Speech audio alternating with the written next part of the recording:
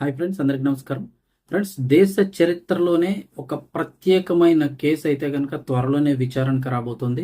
1-2 రోజులు కాదు, ఏకంగా దేశ అత్యున్నత న్యాయస్థానం అయినటువంటి సుప్రీంకోర్టు ధర్మాసనం 9 మంది న్యాయమూర్తులు కలిసి ఒక ప్రత్యేకమైన కేసును అయితే విచారించబోతున్నారు. 1-2 రోజులు కాదు, ఏకంగా 2 వారాల పాటు ఒకే కేసుపై విచారణ అయితే జరగబోతోంది.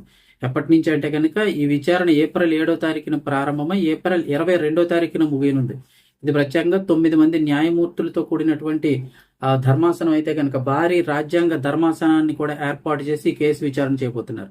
ఏంటి ఇంత ప్రత్యేకమైన కేసు అని చాలా మంది కుతూహలం కలగచ్చు. ఒకప్పుడు సంచలనం సృష్టించినటువంటి శబరిమల ఆలయంలోకి మహిళల ప్రవేశం, ఏ వయసు వారైనా వెళ్ళిపోవచ్చు అనే మహిళల ప్రవేశానికి సంబంధించి అప్పట్లో సుప్రీంకోర్టు అయితే కనుక తీర్పు అయితే ఇచ్చింది. దానిపై అంటే ఎవరైనా ఏ వయసు వాళ్ళన్నా వెళ్ళొచ్చని అప్పట్లో 2 మహిళలు కూడా వెళ్ళడం జరిగింది. కనకదుర్గ బిందు అమ్మని 2 పేరు ఎవరు ఉంటే వాళ్ళిద్దరు కూడా వెళ్ళడం జరిగింది. ఆ తర్వాత అయితే నిర్దేశించిన వయసు వారు తప్ప ఎవరు వెళ్ళలేదు. కానీ అప్పుడు సుప్రీంకోర్టు ఇచ్చినటువంటి తీర్పుపై అయితే గనక దేశవ్యాప్తంగా తీవ్ర చర్చకు దారితీసింది. ఆ తీర్పుని సుప్రీంకోర్టు ఇచ్చినటువంటి తీర్పుని సవాల్ చేస్తూ 67 పిటిషన్లు అయితే దాఖలయ్యాయి. దానిపై మళ్ళీ తిరిగి పునఃపరిశీలన చేయాలనుకున్న కోవిడ్ కారణంగా అయితే అది అలా వాయిదా పడుతూ వచ్చింది. ఇప్పుడు దానిపై అయితే కనుక కేసు విచారణ జరగబోతుంది. ఇక్కడ ఇంకోటి స్టేట్ అంటే కేవలం శబరిమల అంటే హిందూ ఆలయాల్లోనే కాదు, అన్ని రకాల ముస్లింలు సంబంధించి దర్గాల్లోకి కానీ అండ్ మసీదుల్లోకి కానీ, అలాగే పార్సీ, దావూదీ, బోహ్రా వర్గాల్లో ఉన్నటువంటి ఆలయాలు ఏవైతే ఉంటాయో వాటిలో మహిళల హక్కులకు సంబంధించి అన్నిటి మీద కూడా ఇప్పుడు విచారణ జరగబోతుంది. కేవలం హిందూ దేవాలయాల మీదే కాదు, అందరు మహిళలకు సంబంధించి వాళ్ళ హక్కులపై విచారణ జరగబోతుంది. ఒకసారి డీటెయిల్స్ చూద్దాము. వీడియో తప్పకుండా ఒక లైక్ చేయండి. దేశంలోని మతపరమైన ప్రదేశాల్లో మహిళల ప్రవేశంపై కొనసాగుతున్న వివాదాలకు ముగింపు పలికే దిశగా భారత అత్యున్నత న్యాయస్థానం మరో కీలక అడుగు ముందుకు వేయడం జరిగింది.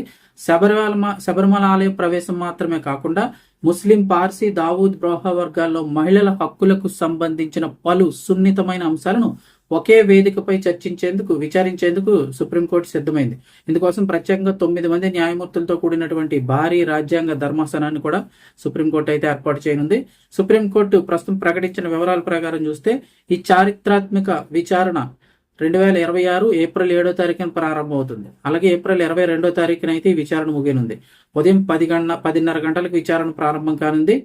అన్ని రాష్ట్ర ప్రభుత్వాలు మార్చి 14 లోపు ఆయా రాష్ట్ర ప్రభుత్వాలు ఏవైతే ఉన్నాయో అవన్నీ, అలాగే ఆలయ నిర్వాహకులు కూడా తమ యొక్క లిఖిత పూర్వక నివేదికలన్నింటినీ కూడా సమర్పించాలంటూ కోర్టు ఆదేశాలు జారీ చేసింది. పిటిషనర్లకు, ప్రతివాదులకు కూడా ఎంత సమయం పడితే అంత సమయం వాదించడానికి లేదు. వాళ్ళకి నిర్ణీత సమయం అయితే కనుక కేటాయిస్తూ ఆ సమయం, ఆ గడువు దాటకూడదంటూ పట్టిక కూడా ఇచ్చేశారు. ఎవరు ఎంతసేపు వాదించాలి, ఏంటి, వాళ్ళ చెప్పాల్సిన విషయం ఏంటి అంతా కూడా ఒక ప్రత్యేక పట్టిక ఇస్తూ వాళ్ళ నిర్ణీత గడువు దాటకూడదని సుప్రీంకోర్టు స్పష్టం చేసింది. ఇక చూస్తే ఈ కేసుల నేపథ్యం ఎక్కడి నుంచి స్టార్ట్ అవుతుందంటే 2018లో శబరిమల తీర్పు వరకు వెళ్తుంది. కేరళలోని శబరిమల టెంపుల్లోకి అన్ని వయసుల మహిళలకు ప్రవేశం కల్పిస్తూ అప్పట్లో సుప్రీంకోర్టు ఇచ్చిన తీర్పు దేశవ్యాప్తంగా తీవ్ర చర్చకు దారితీసింది. ఆ తీర్పును సవాల్ చేస్తూ దాఖలైనటువంటి 67 పిటిషన్లపై ఇప్పుడు పునఃపరిశీలన, సమగ్ర విచారణ అవసరమని కోర్టు భావించింది. 2019లో అప్పటి ప్రధాన న్యాయమూర్తి అయినటువంటి ఎస్ఏ బోబ్డే గారు 9 మంది న్యాయమూర్తులతో ధర్మాసనాన్ని అప్పుడు ఏర్పాటు చేసినప్పటికీ కూడా పునఃపరిశీలన కోసం 67 పిటిషన్ల కోసం ఆ కోవిడ్ కారణంగా ఈ విచారణలన్నీ వాయిదా పడిపోయాయి. దాదాపు 5 ఏళ్ల తర్వాత ఈ అంశం మళ్ళీ పూర్తి స్థాయిలో విచారణకు రానుంది. ప్రస్తుతం విచారణలో ఉండబోయే అంశాలు ఏంటి అంటే, ఒక్క శబరిమలకి మాత్రమే పరిమితం కావు, మసీదుల్లోకి, దర్గాల్లోకి ముస్లిం మహిళలు ప్రవేశించడానికి పరిమితులు ఉన్నాయి. ఎవరిని పెడితే రానివ్వరు. మహిళలకు కూడా కొన్ని ఆంక్షలు ఉన్నాయి. అలాగే అన్య మతస్థులను వివాహం చేసుకున్నటువంటి పార్సీ మహిళలకు ఫైర్ టెంపుల్లోకి ప్రవేశం కూడా ఉందా లేదా, అంటే వాళ్ళకు ఉండదనుకుంటా, మరి అందులోకి ప్రవేశం కల్పించాలా లేదా అన్న ప్రశ్న. అలాగే దావూదీ, బోహ్రా కమ్యూనిటీలో అమలవుతున్నటువంటి బహిష్కరణలు ఏంటి, ఇలాంటి పద్ధతులన్నిటిపై కూడా ఉన్న సవాళ్ళన్నీ ధర్మాసనం ముందుకైతే ఇప్పుడు రానున్నాయి. ఈ న్యాయ వర్గాల్లో ఈ విచారణ అత్యంత ప్రాధాన్యతతో చూస్తున్నారు. ఒక పక్క ఏంటంటే మతపరమైన విశ్వాసాలు, మరో పక్కేమో రాజ్యాంగం కల్పించినటువంటి సమానత్వపు హక్కు. ఈ రెండింటి మధ్య ఉన్నటువంటి సున్నితమైన సరిహద్దును హైకోర్టు ఇప్పుడు ఎలా నిర్వచిస్తుంది అనేది దేశ భవిష్యత్తుపై ప్రభావం చూపనుందంటున్నారు. రాజ్యాంగ నైతికత వర్సెస్ మతపరమైన ఆచారాలనే పెద్ద ప్రశ్నకు ఇప్పుడు ధర్మాసనం సమాధానం చెప్పాల్సి ఉంటుంది.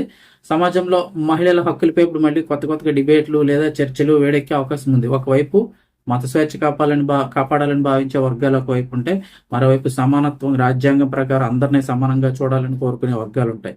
సో రెండు వైపులా కూడా ఈ వాదనలు అయితే బలంగా వినిపించనున్నాయి. ఏదేమైనప్పటికీ కూడా దాదాపుగా 5 ఏళ్ల తర్వాత మళ్ళీ పునఃప్రారంభమవుతున్న ఈ ప్రక్రియ దేశ న్యాయ చరిత్రలో ఒక మైలురాయిగా నిలిచే అవకాశం ఉందంటున్నారు. ఏప్రిల్లో ప్రారంభమయ్యే 2 వారాల విచారణ కూడా దేశవ్యాప్తంగా ఆసక్తిని రేకెత్తిస్తోంది.